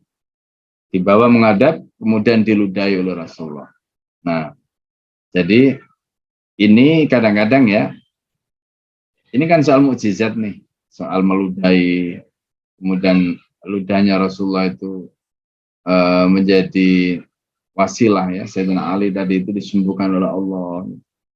Dalam kisah yang lain pada saat di Cirona itu juga sama. Cirona itu air sumurnya itu sudah diracuni oleh orang ya, seorang perempuan ya. Cirona itu konon nama perempuan. Nah, Rasulullah pada saat setelah perang Hunain kemudian Taif itu kan membagi ghanimahnya di situ, di Cirona itu. Nah, di situ ada sumur tawar sebenarnya. Tapi oleh orang Yahudi tadi itu dikasih racun gitu untuk meracuni tadi. Tapi Rasulullah kemudian didatangi malaikat Jibril, disampaikan bahwa ada yang berusaha untuk mencelakai Nabi dengan meracuni sumur itu, maka kata Jibril, kamu ludahi saja. Diludailah sumur Ji'rona itu. Dan subhanallah, dengan ludahnya Rasulullah SAW, sumber Ji'rona itu pun racunnya tawar, ya, artinya racunnya tadi itu sudah tidak bekerja lagi. Nah, pada saat yang sama itu diceritakan juga dalam kitab yang lain, air yang ada di sumber Ji'rona itu, Masya Allah ya, menjadi air yang luar biasa bagusnya, ya, baik itu untuk kesehatan, dan itu ada penelitian, karena ada penelitian yang meneliti air itu, kandungan air itu, bagaimana air itu ya bisa melancarkan peredaran darah, macam-macam ya, kayak sekarang itu ya model-model apa air apalah gitu ya yang bagus ya kan untuk ngencerkan darah supaya darahnya nggak kental, macam-macam itu kan sekarang ada begitu. Nah itu air Ji'rona diludahi oleh Nabi. Nah dalam kasus Khaybar tadi itu juga sama, matanya Sayyidina Ali itu diludahi oleh Rasul. Makanya kadang-kadang ya, ini sisi lain ya. Jadi kadang-kadang ada ini cerita sedikit ya. Jadi ada kisah Abu Yasin Muhammad itu. Abu Yasin Muhammad ini beliau sudah wafat. Ya guru-guru kami banyak belajar dengan beliau. Jadi kalau ada santrinya itu yang, jadi beliau kalau ngajar karena hafal ya. Jadi beliau itu kalau ada santrinya yang ngantuk gitu ya, itu bukan beliau yang datang, tiba-tiba ada yang ngaplok gitu, mukul gitu. Nggak tahu siapa itu yang mukul. Santrinya itu nanti bangun, begitu bangun nanti selesai panggil diludahi itu mulutnya, suruh buka mulutnya ludahi. Sejak saat itu dia nggak akan tidur lagi. Ya, nah itu kisah-kisah begitu itu bisa terjadi ya karena karomah. Kalau bagi orang soleh itu karomah. Ya bagi Rasulullah tadi itu mukjizat Nabi. Dan beliau keturunan Nabi ya. Keturunan Rasulullah SAW. Nah ini gambarannya. Bagaimana kisah-kisah seperti itu terjadi di dalam kehidupan para sahabat. Nah apa yang terjadi terkait dengan peristiwa setelahnya, yaitu setelah kisah Sayyidina Ali diludahi oleh Nabi dan kemudian sembuh matanya tadi. Maka Rasulullah kemudian mengatakan, aku akan memberikan bendera kepada orang yang sangat ya mencintai Allah dan Rasul, katanya. Nah, para sahabat pada waktu itu berebut ya. Waktu itu mereka sudah berebut siapa yang nanti akan diberikan bendera oleh Nabi itu. Ternyata bendera itu diberikan kepada Sayyidina Ali. Nah, tadi seperti yang kita sudah ceritakan, akhirnya Sayyidina Ali itu memimpin perang Khaybar, dan dengan keberaniannya, dengan kehebatannya, tadi kita sudah cerita bagaimana Sayyidina Ali itu bisa menjebol pintu ya, pintu gerbang yang tingginya itu tingginya itu 3 kali lipat tinggi beliau itu bisa dipikul sendiri. Nah, itu kehebatannya Sayyidina Ali ya. Nah, jadi ini akhirnya Sayyidina Ali itu berhasil tadi di dalam kisah itu menewaskan ya orang Yahudi yang bernama Marhab itu, ya kan? Jadi Marhab kemudian akhirnya kepalanya pecah, ya, diserang oleh Sayyidina Ali. Nah, sisi lain ini kisah lainnya. Sayyidina Ali itu meskipun begitu luar biasa hebatnya, ketika Sayyidah Fatimah itu meninggal, ini kisah cintanya Sayyidina Ali. Ya. Jadi ketika Sayyidah Fatimah meninggal itu, padahal Sayyidina Ali itu mengangkat pintu 3 kali lipat tingginya melebihi badannya itu kuat sendirian. Begitu mengangkat jenazah istrinya pada saat istrinya itu meninggal itu, beliau nggak kuat. Nah, inilah ya laki-laki yang mencintai istrinya, Masya Allah. Nah, itu Sayyidina Ali. Nah, ini kisah romantis di balik wafatnya Sayyidah Fatimah ya. Jadi itu sisi lain ya. Jadi orang laki-laki yang begitu tegar, begitu hebat, begitu gagah, begitu kuat itu, ternyata ketika hatinya itu sedih ya, seperti kisah Sayyidina Ali pada saat Sayyidah Fatimah tadi itu wafat itu, beliau tetap manusia biasa. yang apa namanya bisa lunglai, bisa lemes gitu ya. Gitu. Padahal kalau di medan perang itu masya Allah, ya seperti apa namanya raksasa yang nggak bisa dikalahkan. Tapi begitu beliau hatinya sedih karena ditinggal wafat oleh wanita yang sangat dicintainya, ya itu ya tadi ya, orang sehebat Sayyidina Ali pun bisa seperti itu. Nah ini sisi lain yang kita bisa sampaikan ya. Baik, silakan kalau Ya, ada pertanyaan. terima kasih Ustadz penjabarannya. Tadi dua kisah sudah. Yang pertama terkait dengan keberanian Umar bin Khattab, dan berikutnya keberanian Ali bin Abi Thalib. Ini terkait keberanian para sahabat. Dan dipersilahkan buat rekan-rekan cinta Siroh yang hadir untuk bertanya, langsung raise hand bagi yang rijal dan open mic atau open kamera.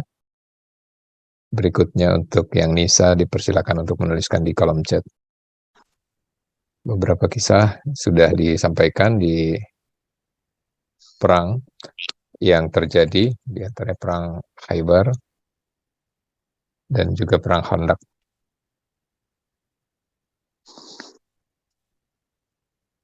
Kalau tidak ada dari saya, Ustaz, pertanyaan sedikit terkait dengan perang Khaybar. Kalau tadi dikisahkan seakan-akan berarti setelah Amir ya, itu syahid,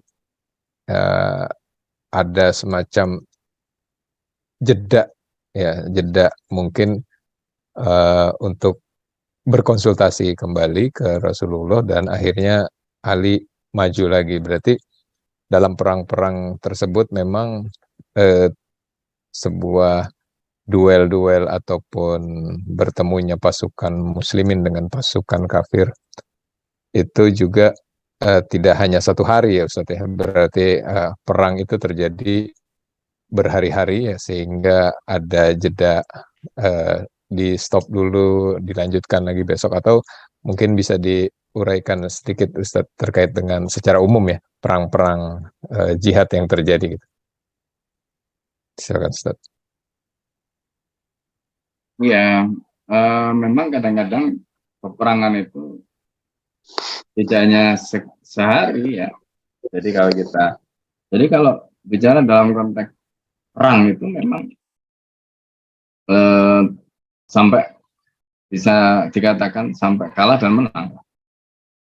Nah, untuk bisa sampai kalah dan menang itu membutuhkan waktu gitu. Ada kadang-kadang tidak perlu waktu lama, ya. Seperti misalnya pada saat penaklukan kota Mekah itu kan disebutkan, karena Mekah itu kan diharamkan ya untuk jadi kita ke Mekah membawa senjata perang itu kan nggak boleh. Tapi khusus dalam kasus Fatu Mekah itu Rasulullah melakukan itu. Dengan kata lain kan Rasulullah itu apa namanya menyalahi ya keharaman tadi, kasarannya begitu. Tapi Rasulullah itu dapat izin khusus dari Allah. Itu disampaikan Nabi.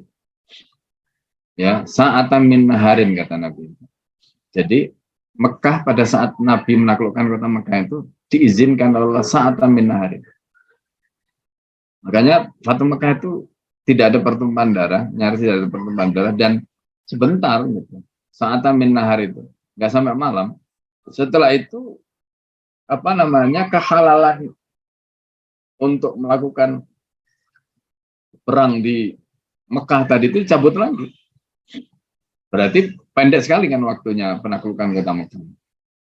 Ya, nah, makanya Nabi sendiri menceritakan itu sa'atan min nahar. Nah itu kan jadi bukan karena Rasulullah yang melanggar, tapi Rasulullah diizinkan khusus oleh Allah untuk melakukan itu. Nah kalau kita kan nggak boleh. Nah ini sedikit gambaran ya. Jadi kadang-kadang ada yang cuma sebentar, ya, setengah hari kayak tadi itu sa'atan min nahar. Ada kadang-kadang sehari, ya, ada yang berhari-hari, tergantung. Nah Bahkan kalau Rasulullah mengirim detasemen itu biasanya berangkatnya malam. Jadi kalau mereka itu bergeraknya malam. Jadi kalau pas siang hari itu ya mereka nyamar gitu, supaya mengelabui penglihatan orang seolah-olah ini pasukan. Gitu. Jadi kalau siang itu ya seperti orang biasa. Tapi kalau malam mereka bergerak ya karena kalau malam zaman dulu kan belum ada listrik, belum ada apa kan jadi bisa senyap. Jadi bergerak dengan senyap. Itu untuk tidak memancing perhatian. Nah itu juga bagian dari strategi yang dilakukan Rasulullah SAW. Terima kasih penjelasannya, Ustaz. Kita lihat dari pantauan ternyata belum ada yang raise hand ataupun juga menuliskan di kolom chat. Untuk itu mari kita lanjutkan ke poin keempat. Keberanian Zubair bin Awam. Insyaallah saya yang membacakan. Ibnu Asakir meriwayatkan dari Sa'id bin Al-Musayyab bahwa orang pertama yang menghunus pedang di jalan Allah adalah Zubair bin Awam radhiyallahu anhu. Pada suatu hari ketika sedang tidur siang, tiba-tiba ia mendengar suara Rasulullah telah terbunuh.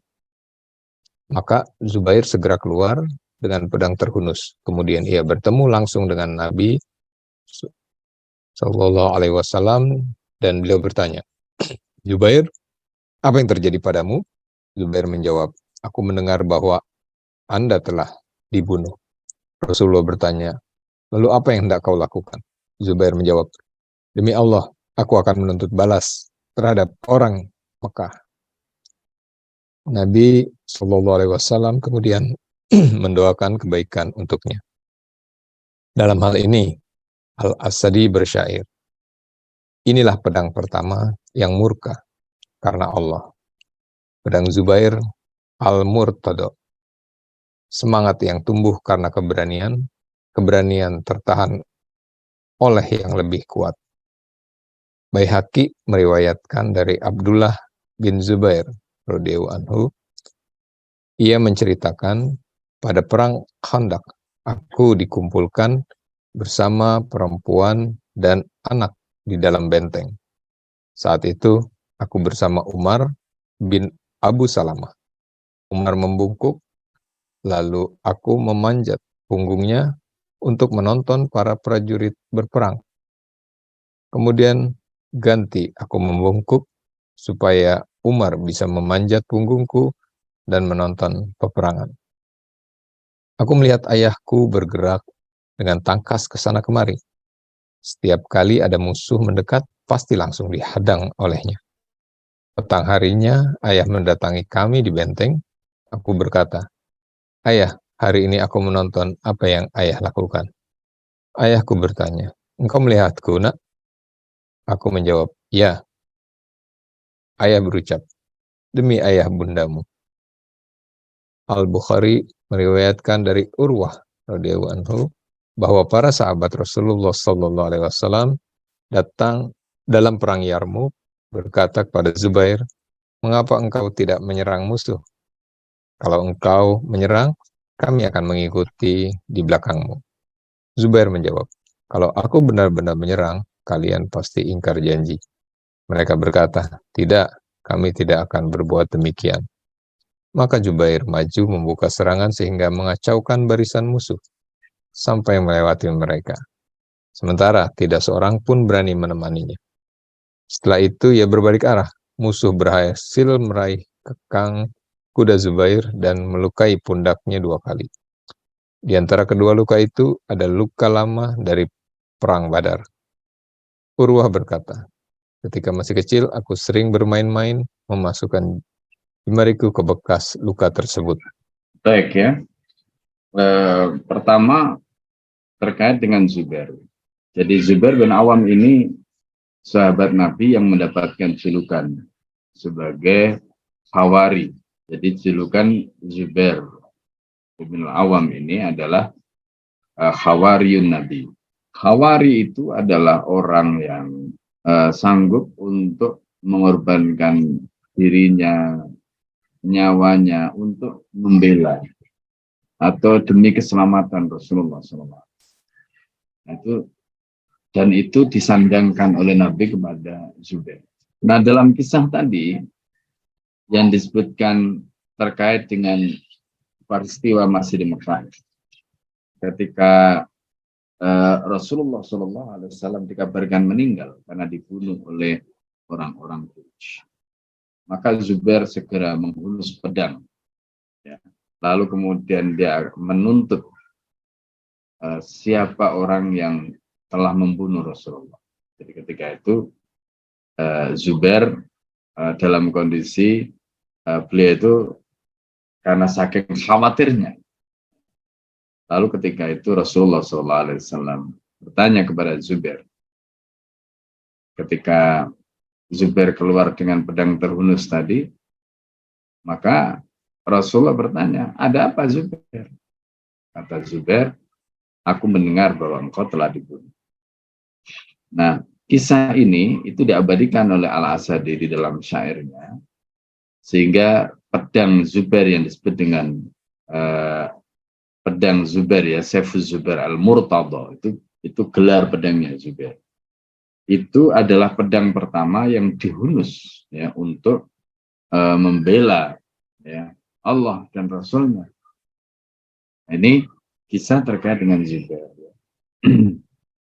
Nah, kemudian pada saat sudah hijrah di Madinah, ini kisah kedua, yaitu pada saat perang Khandaq.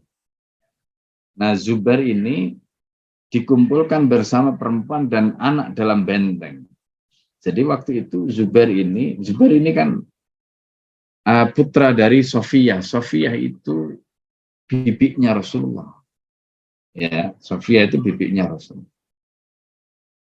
Jadi Zubair ini dididik oleh Sofiyah itu begitu luar biasa.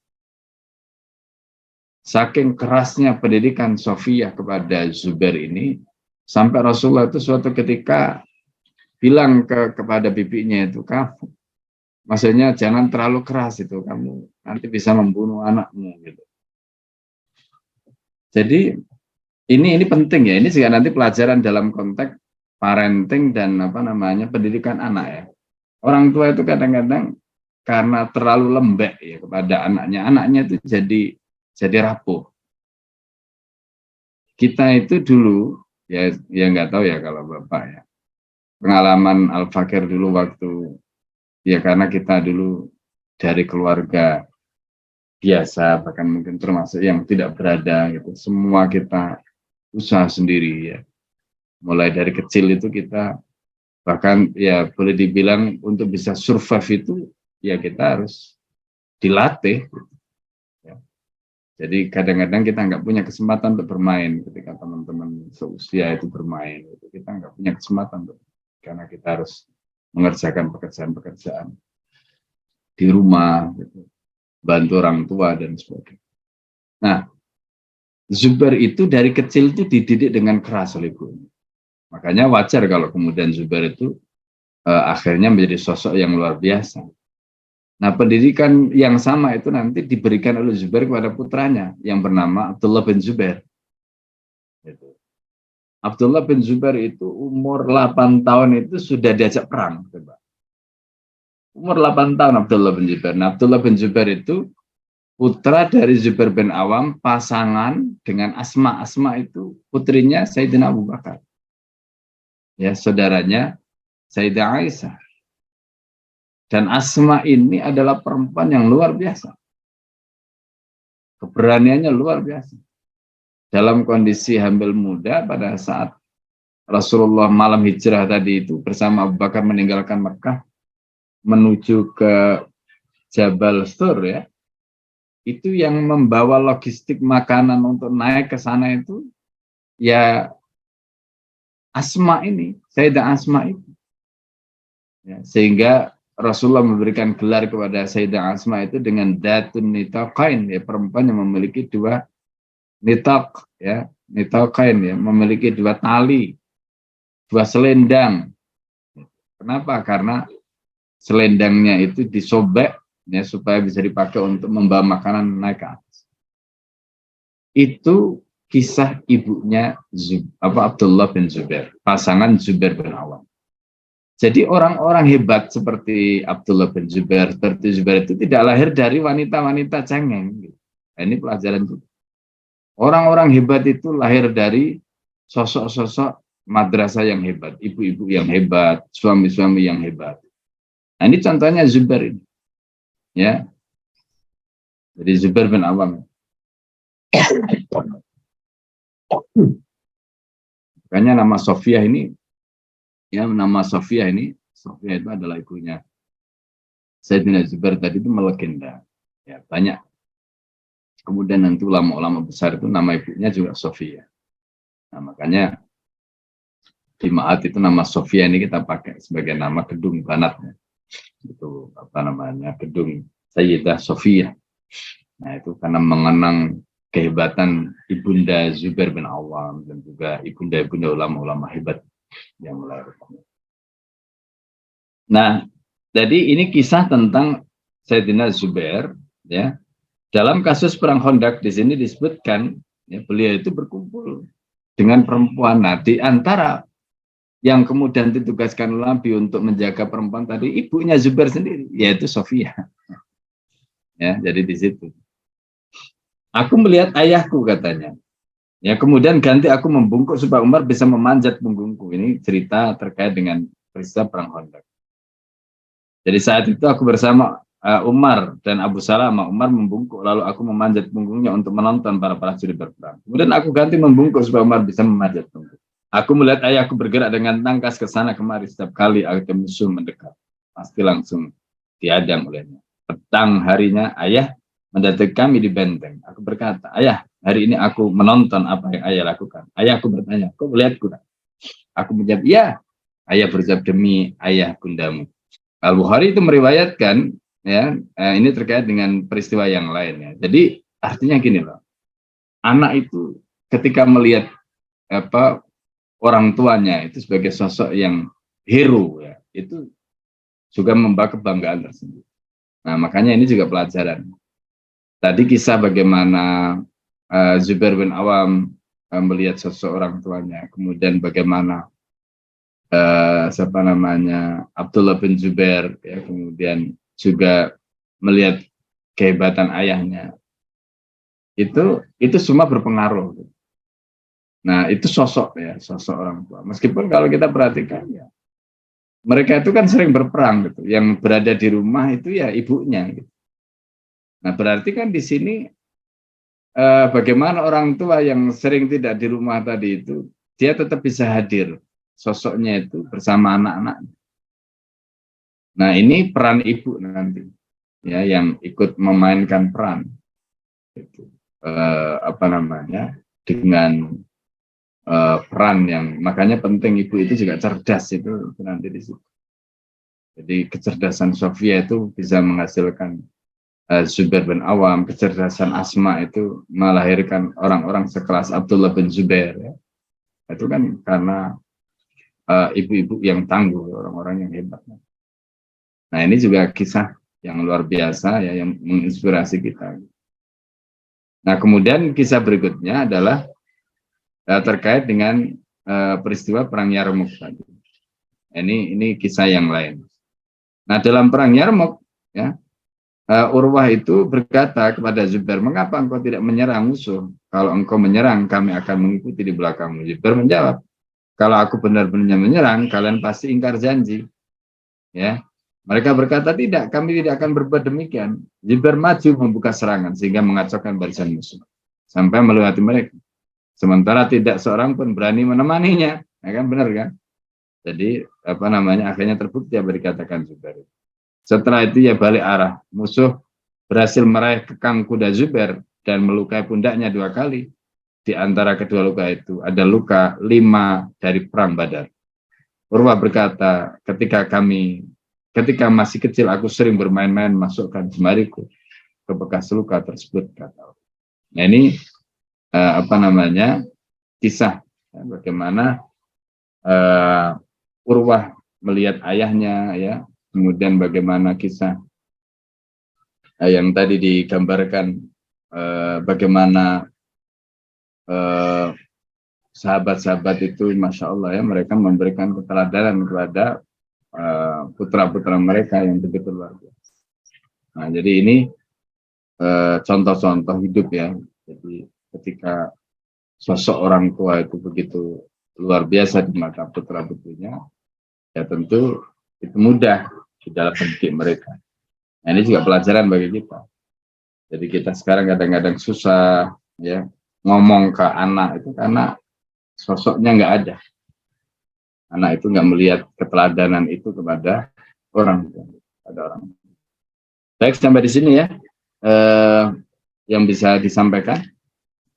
Ya, insya Allah jelas untuk penjelasan terkait dengan sahabat Zubair bin Awam.